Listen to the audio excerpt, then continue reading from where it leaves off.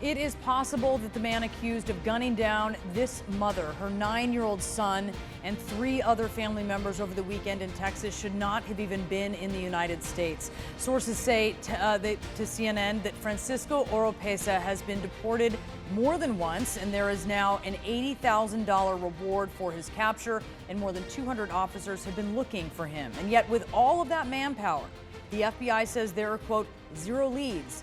The San Jacinto County Sheriff says that Oropesa opened fire on his next-door neighbors after they asked him to quiet down. He had been firing his rifle in the yard. The mother of 25-year-old victim Sonia Guzman said her daughter helped her buy a new home in Honduras and that she hopes Sonia's body will be returned there. She never left me alone. It's very difficult to know that I won't hear her voice anymore. She left full of excitement, and now I'm just hoping she will come back, even if it is in a coffin, so that I can say goodbye.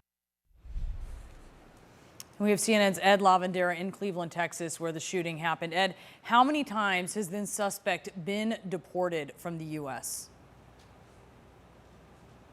Well, a source with U.S. Customs and Enforcement says that Francisco Oropesa has been deported at least 4 times dating back to 2009, the last deportation happening in 2016. All of this raising questions not only about whether or not he should have been here, obviously, but questions about how someone with that record could also have obtained the firearms that neighbors and people around him have told us that he collected and law enforcement had collected here from the crime scene. Oropesa lived here in this neighborhood, rural neighborhood just outside of Cleveland, Texas, about an hour's drive north of Houston. And the house you see behind me is where the deadly rampage took place on Friday night. The owner of the house, Wilson Garcia, talked to us yesterday, and he described the harrowing scene inside and the time that passed from the moment that he and several others confronted Oropesa about shooting his weapons here in his yard. They simply asked him to not even stop shooting, he said, that just to fire on the other side of his property. And that's when Oropesa told them, "It's my property, I will do what I want." And then Garcia told us that 10 to 20 minutes later, Oropesa returned back to the house and unleashed that deadly rampage. That was my 9-year-old son and my wife too.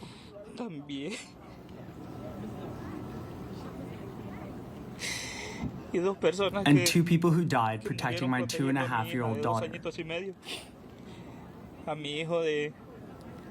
My 1.5-month-old son was protected with a lot of clothes so the killer wouldn't kill him too.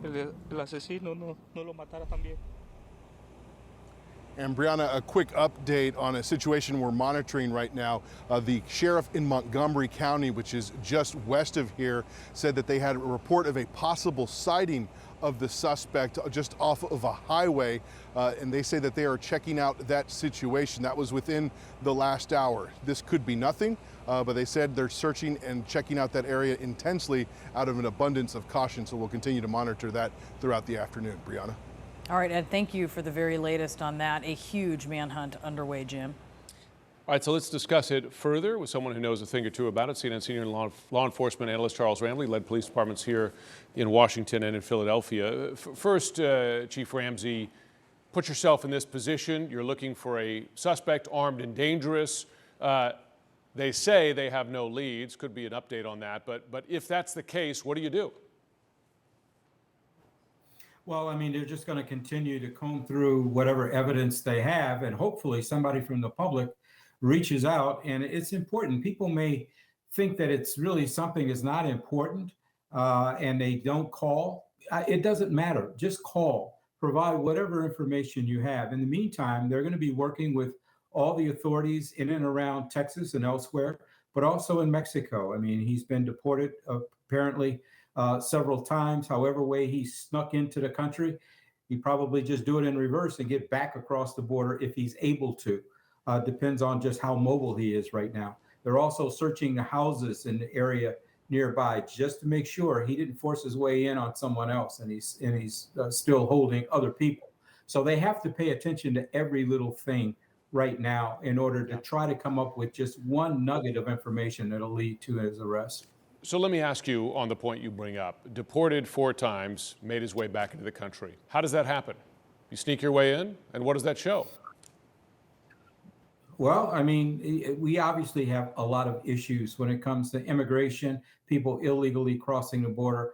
I mean, there are thousands of miles of border that need to be protected, and people have a way of finding the weak spot. I think the biggest issue is how he got his hands on handguns. If he was illegally entered the country 4 different times, how did he possibly get his hands on a handgun? Was it through private sales?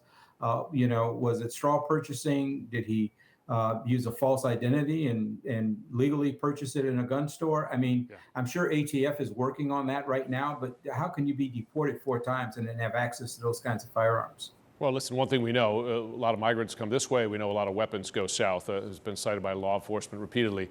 I do want to ask you something, given that you've led police departments before and you've done searches before for murder suspects. When the Texas governor announced that there was a reward for this, he took note, and this was in a tweet, and I think we can put this up here, something that he put out publicly, to note that the victims were all illegal immigrants.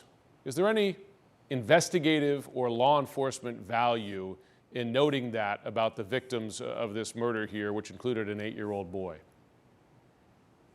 Absolutely none. None whatsoever. That was totally unnecessary. It has absolutely nothing to do with the horrific crime that took place. Certainly with the person who committed the crime, the fact that he was in the country illegally. But as far as the victims, they are victims. And that's it. And I think that was totally inappropriate and just flat out wrong to include that in the message. There was just absolutely no need for it.